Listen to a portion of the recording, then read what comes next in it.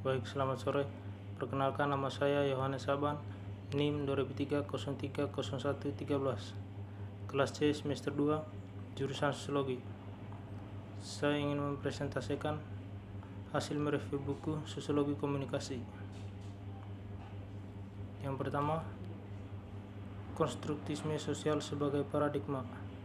Sebagai paradigma dan diskusikan potensi untuk mempertanyakan terkini dalam teori sosial yang berkontribusi menunjuk berbagai penemuan budaya dan rumusan teoritis yang ada konstruksi sosial, bidang penelitian yang berbeda dan ilmu baru yang menyajikan referensi untuk penelitian masa depan yang disajikan dalam perkembangan terbarunya. Sebuah studi tentang pentingnya sebuah karya yang membentuk paradigma di sosiologi pengetahuan. Kontribusi sosial adalah salah satu pendekatan teoritis yang paling menonjol dalam ilmu sosial. Ini merayakan ulang tahun ke-50-nya formulasi pertama dalam teks dasar klasik Peter Beger dan Luhmann, konstruksi sosial dan realitas, mengatasi kontribusi pekerjaan kepada pembangun kontribusivisme sosial sebernasional. Ini akan menarik bagi para sarjana sosiologi dengan minat dan teori sosial, sejarah ilmu sosial, dan pentingnya kontribusivisme sosial. Yang kedua, pengetahuan komunikasi dan masyarakat. Pengetahuan komunikasi dan masyarakat, kontribusi untuk yang baru. Sosiologi pengetahuan berusaha untuk menghidupkan kembali kolaborasi akademik dan pendekatan antara arus pemikiran Eropa dan Anglo-Saxon dan ilmu sosial yang menjadi ciri bertahan abad terakhir, dan memberikan sebuah forum untuk mengembangkan sosiologi ilmu baru, sebuah ruang untuk diskusi transdisipliner termasuk karya asli dan terjemahan dan karya sentral oleh ilmuwan sosial Eropa kontemporer, dan komitmen ke program yang berdasarkan secara empiris untuk mengembangkan teori sosial. Yang ketiga, konstruksisme sosial. Dari 28 sampai 30 April 2016, di konferensi yang dibedakan pada kesempatan ulang tahun ke-50 salah satu buku paling berpengaruh dalam wacana informasi ilmu sosial dan humanira. Ini memunculkan gerakan yang agak post disebut konstruktisme sosial. Untuk konstruksisme sosial, konferensi tersebut didiri oleh berbagai macam sejarah termuka. Kita sangat bersyukur karena mereka berkontribusi pada buku ini sedemikian rupa sehingga memungkinkan kontribusi yang beragam ini untuk ditegaskan oleh dalam argumen koren dan karakter paradigmatik dan konstruksi realitas sosial ditunjukkan dengan judul. Buku ini memiliki berpengaruh tambahan yang ditunjukkan dengan sewujud teoritis dan sosiologi pengetahuan nyatanya untuk itu memulai apa yang kemudian disebut The New Sociology of Knowledge yang telah berkembang pesat di negara-negara berbahasa Jerman dan Eropa dengan beberapa dekade sejak itu. Yang keempat, apakah ada namanya konstruktivisme sosial? Konstruktisme sosial dalam arti editor volume sekarang memahaminya terkait erat dengan Peter Beger dan Thomas buku Luhmann The Social Contribution of Reality tahun 1967 yang pertama diterbitkan oleh dari 50 tahun yang lalu. Pekerjaan ini pada gilirannya tidak dapat dipisahkan terkait dengan sosiologi pengetahuan dan seperti yang diuraikan di bawah ini jalur penghubung pengembangan kembali ke Vienna pada pergantian abad ke-20 di negara Anglo-Saxon. Bagaimanapun kontribusi sosial mungkin memiliki sumber selain karya murni Beger dan Luhmann. Ini misalnya dengan konstruksi sosial, teknologi, dan pembangunan terkait materi dalam studi sains dan teknologi yang dimasukkan oleh Knowledge tahun 1809 di bawah yang tabel kontribusi empiris. Yang kelima, realitas konstruktisme sosial dikolaborasi menjadi apa yang disebut teori sistem oleh Niklas Luhmann, Kubodaya, Brodziewski, dan Schruber. Dalam volume ini jarak Diribergar dan Luhmann dan kontribusinya sudah jatuh tempo.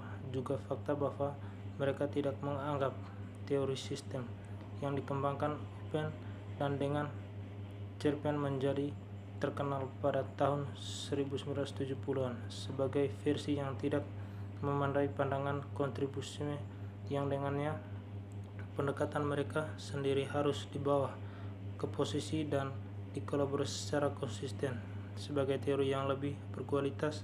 Sebagai teori sistem Luhmann yang memiliki titik awal dalam teori Hussmann, fenomenal operasi tidak sepenuhnya dibuat meskipun Berger dan Luhmann tahun 1967 secara eksplisit menggunakan episode pertanyaan teknologi dari rahasia mereka. Yang keenam, di manakah konstruktisme sosial berakar? Untuk pemahaman yang memandang tentang konstruktisme sosial dalam arti digunakan di sini perlu mempertimbangkan akarnya yang memerlu kembali ke masa ketik sosiologi dan terutama sosiologi yang dulu menjadi begitu penting sebagai sosiologi pengetahuan mengambil bentuk seperti yang dicatat Rosenzimer tahun 1965. Disiplin akademi sosiologi pengetahuan berawal dari ideologi ilmiah antar sosiologi dari 3 universitas Eropa, Wina, Paris, dan Cologne.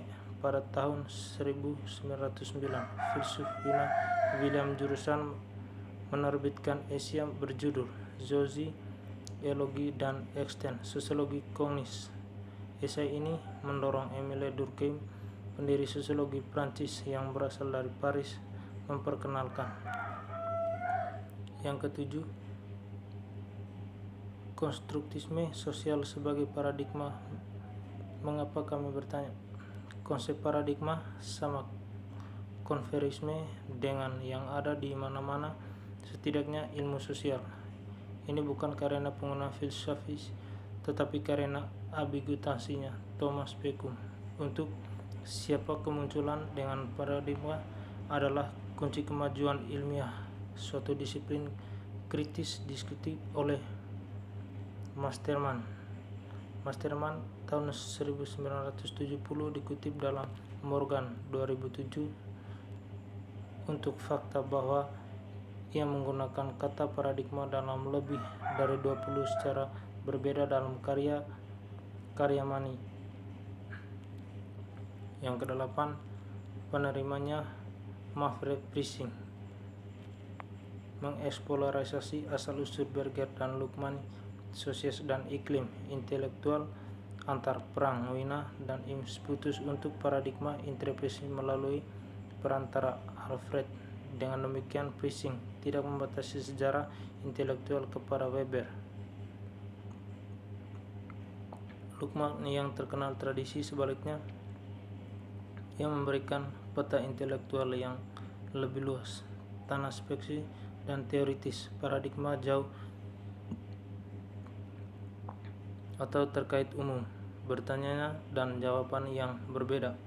Dia mendapatkan bahwa konvers dilihat sebagai jawaban atas pertanyaan dominan yang dibahas di secara intensif selama periode antar perang dan Wina, yang telah menjadi benteng pertahanan empiris logis dengan benteng dalam perang perlawanan metafisika, berpartisipasi secara intensif dan beberapa kalangan, tetapi tidak di Wina, melainkan peran penting dalam pengembangan imperatif paradigma. Yang kesembilan, variasi konstruksisme. Harry Collins membahas konsep alternasi. Dia menjelaskan bahwa dia mempelajari dari buku Peter Becker Invasi Sosiologi tahun 1963. Itu ide penggantian juga cocok dengan gagasan Wittgenstein tentang bentuk kehidupan. Penggantian adalah beralih di antara bentuk-bentuk kehidupan. Ada banyak yang terkait konsep seperti realitas yang diterima begitu saja sosial, Durkheim, kolektivitas, pemikiran kolektif, Fleck dan paradigma Kuhn. Ini konsep memungkinkan kita untuk melihat individu sebagaimana dibentuk oleh bentuk-bentuk kehidupan yang mereka ikuti. Bentuk kehidupan bisa besar dan kecil dan tanaman depth dalam suatu sama lain setelah gaya faktal. Mereka juga bisa tumpang tindak dengan cara multimodasi. Collins berpendapat bahwa bentuk kehidupan terkadang seperti itu tidak dapat dibandingkan dan terkadang tidak. Dengan gagasan Kuhn tentang informasi kepastian menjadi cara pemikir dan lebih baik tentang hubungan ini kepada ketidakcocokan logis berbagai menggunakan contoh dari banyak studi khusus dan bagaimana cara penanggung dan Collins menunjukkan sosial itu.